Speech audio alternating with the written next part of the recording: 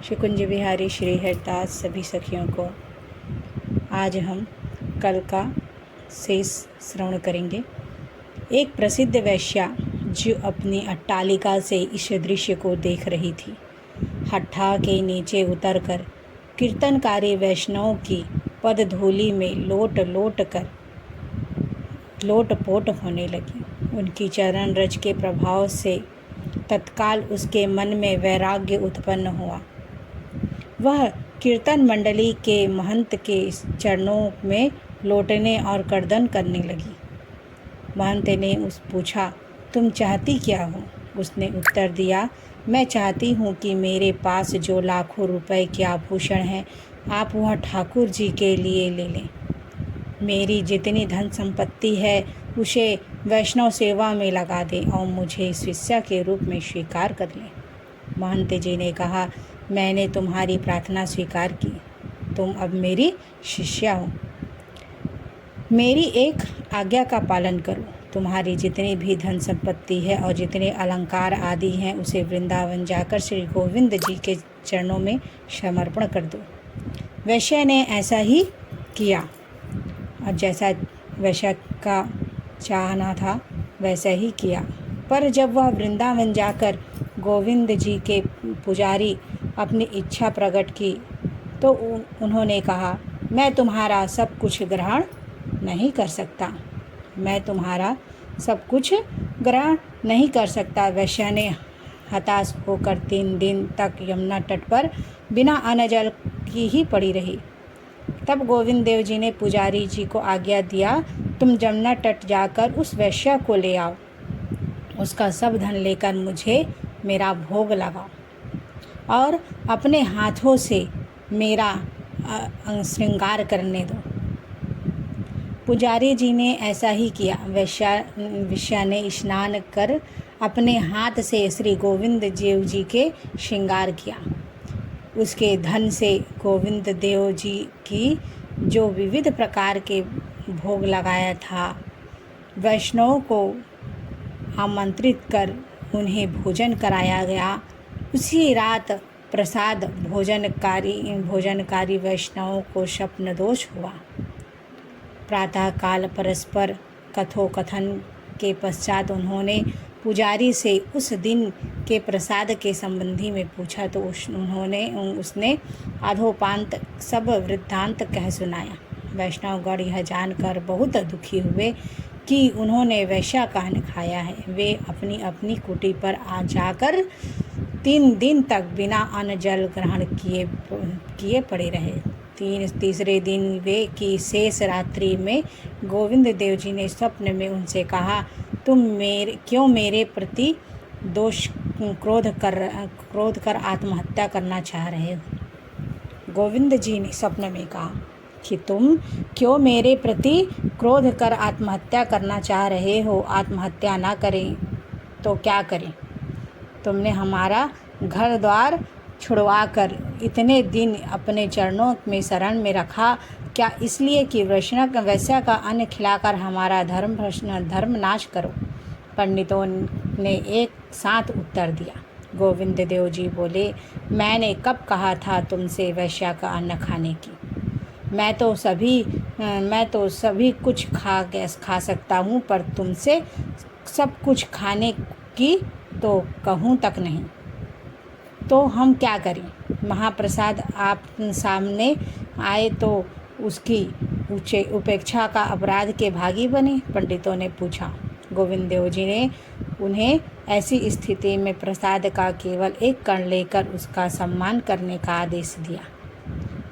जय कृष्णदास बाबा के वचनों से श्री कृष्णदास के शंका का समाधान हुआ और उन्होंने निश्चय किया कि गोविंद देव जी के राज भोग प्रसाद का सेवन ना करें। ऐसा करने से वे जरूर जयपुर छोड़कर नंदग्राम में वापस पास दोमन वन में पूर्ण वैराग रहकर भजन करने लगे और नंदग्राम से आधे आटे की भिक्षा लाकर उसमें नीम के पत्ते मिलाकर कभी पानी से सान कर कच्चा और कभी बाटी की तरह सान कर खा लेते थे। धीरे धीरे उनका शरीर दुर्लभ होता गया, दृष्टि शक्ति भी जाती रही, भिक्षा के लिए जाना भी बंद हो गया। कई दिन तक कुंड का जल पीकर अंत में कुंड तक जाने की शक्ति भी ना रही। वे 3 दिन बिना जल के बीत गए।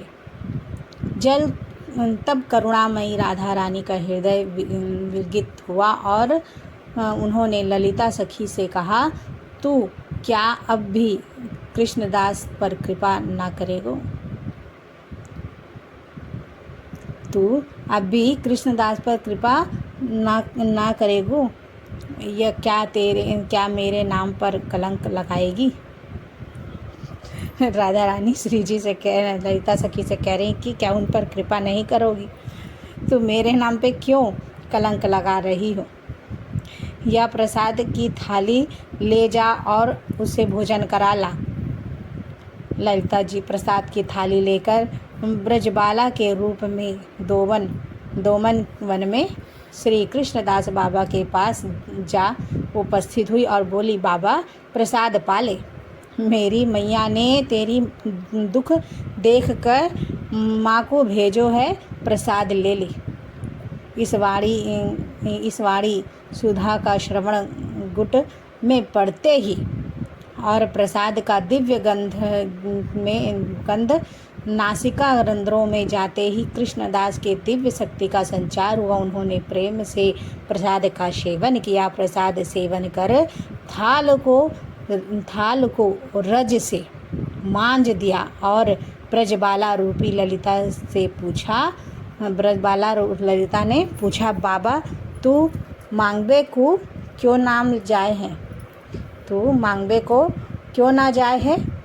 लाली आँख ने तो देखो ना जाए है, मांगबे के जाऊं? बाबा ने उत्तर दिया, अच्छा आँखन ते देखोगो तो जायो करेगो, क्यों नहीं जाऊंगो? देख मेरी मैया ने एक अंजन दियो है, जाए तेरी आँखन में लगाई देऊं, तो को देखन लागेगो। इतना कह ललिता जी ने बाबा जी के दाहिनी आँख में कुछ लगाकर जैसे ही बाईं आँख को स्पर्श किया, उनकी आँखों में रोशनी आ गई, पर उन्हें ना तो वह बालिका दिखी और न ही वह थाल जिसे मांझ कर उन्होंने अभी रखा था। ऐसा लगा कि एक अप्राकृत सुगंध से वातावरण परिपूर्ण हो रहा है। और बालिका कौन थी, कहाँ से आई थी और कहाँ चली गई, अपने स्पर्श मात्र से कैसे दृष्टि दे गई, यह सब बाबा के लिए एक स्वप्न की घटना का बन के रह गया।